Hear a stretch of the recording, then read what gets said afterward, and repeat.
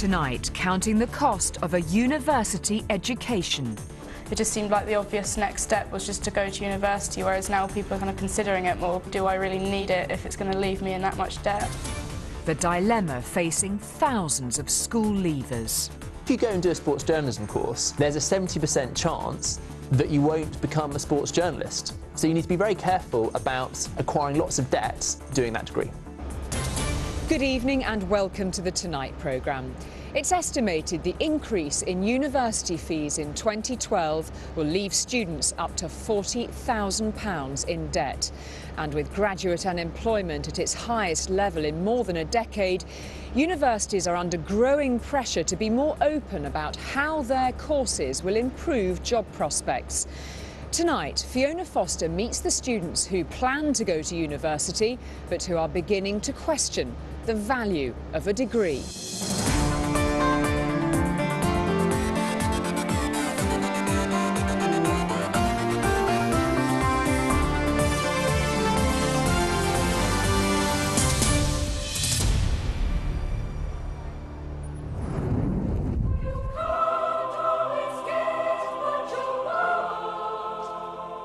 University, a place of learning and recreation, the best, most carefree days of our lives. But for many, rocketing fees have changed all that.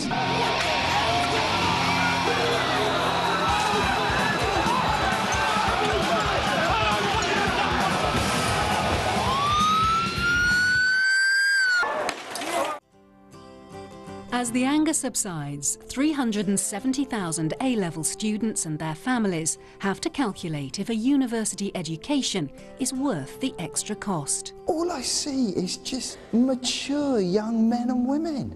It's the current Year 12 or lower 6th who'll be the first to face the hike in fees. They've been made for college. With some experts estimating that there are 45 applicants for every degree-level job, the prospect of potentially owing £40,000 in fees and living expenses is daunting. It's your time and it's your chance.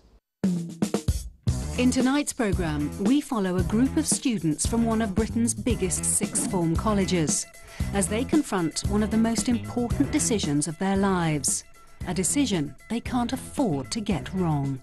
To what extent does all this take the joy out of being 17? It just adds to the stress. You're under A-levels, you're young. There's a lot of jobs out there, but if you don't have a degree, you haven't got a chance of even getting in that job. It just seemed like the obvious next step was just to go to university, whereas now people are kind of considering it more because you think, do I really need it if it's going to leave me in that much debt? At the moment, it's even a struggle to pay for bus passes for college, and even the original university fees was going to be a lot, but now it's increased. It's changed my view a little bit.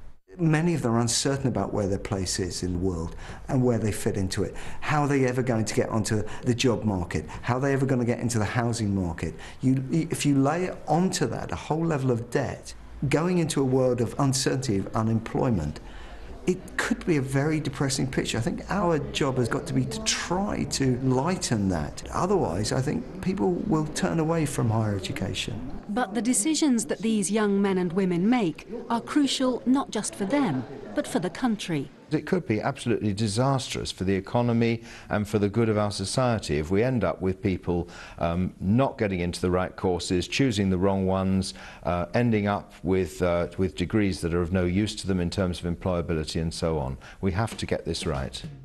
For today's students, it seems the days of going to university just to broaden your mind are long gone. And while some will choose courses which will give them a definite return on their money, others can't be sure. Compared to a student with 2 or more A-levels, the average graduate can expect to earn an extra £160,000 over their working lifetime.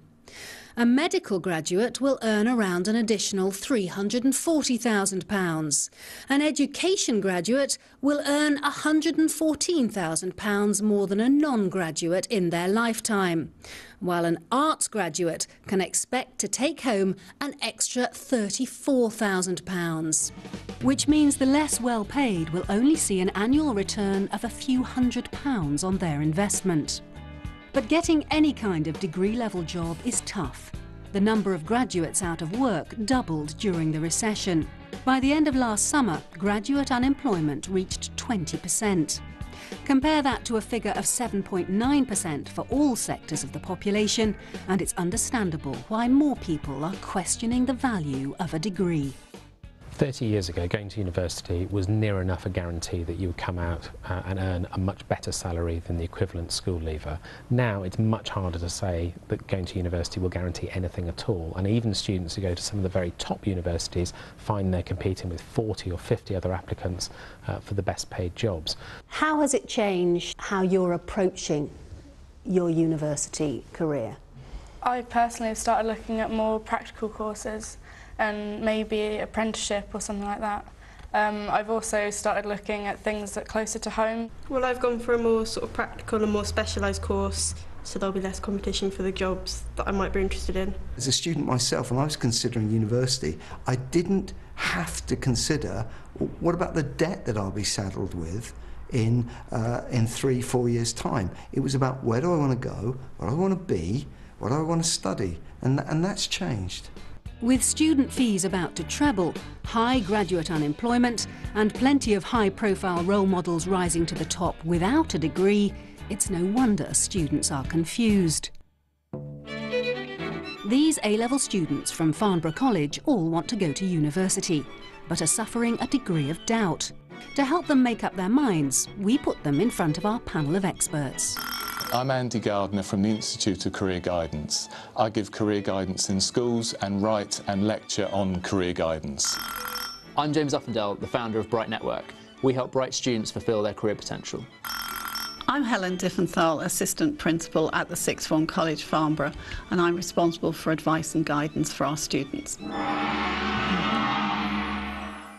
Jonah, Matthew and Florence are all interested in studying traditional non-vocational academic subjects and are targeting the top universities, including Cambridge, Warwick and the University of London.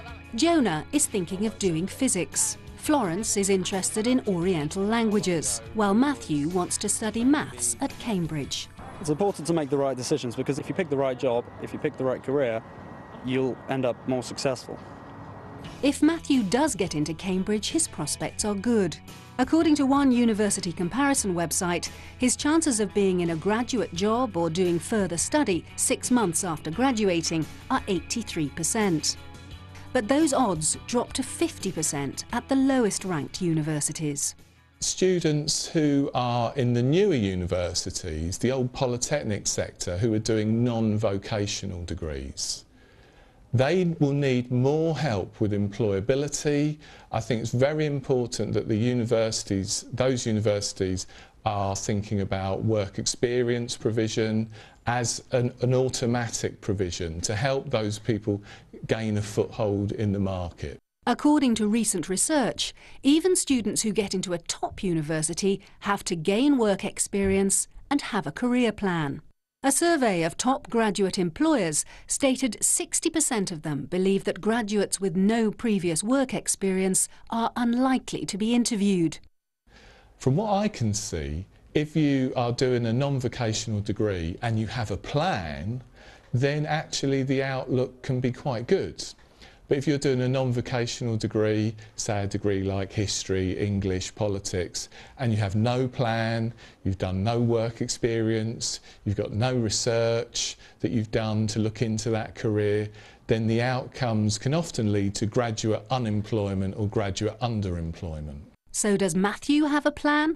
I haven't really got a plan for a career after it. I was just hoping that it could sort of flow as it goes. You're potentially a highly employable person, so the key advice is to start thinking about a potential career early, but you've got to have a clear route and gain professional experience. So on your CV, it's not just that you've been working in the local pub or gone travelling, you've actually started to learn about business.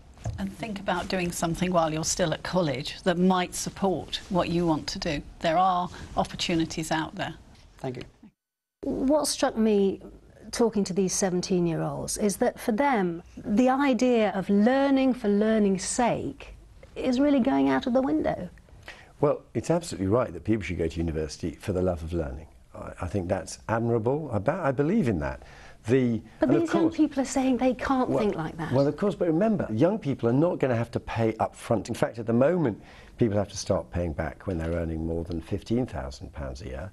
In our model, they're not going to start paying back till they're earning more than £21,000 a year. But you still have £40,000 worth of debt hanging over you at 21. That's a massive thing for people to think about. Well, I mean, you call it debt. If a child of mine left university and someone said, you know, over their working life they're going to be in well-paid jobs, so they're going to pay another extra £100,000 of income tax, I wouldn't mind at all. But securing a well-paid job is far from guaranteed. In 2008, Tonight followed job-seeking graduate Paul Ireland as he desperately hunted for work. Paul graduated with a Business Studies and Management degree from Edge Hill University. He gained a 2-1. At the time, he thought it would make him highly employable. I think a reasonable starting point for graduates is in a management role, just purely to reflect the skills that they've learned. You don't just get a degree because, you know, you have a few years to spare. You get it because you want to utilise the skills you're about to learn.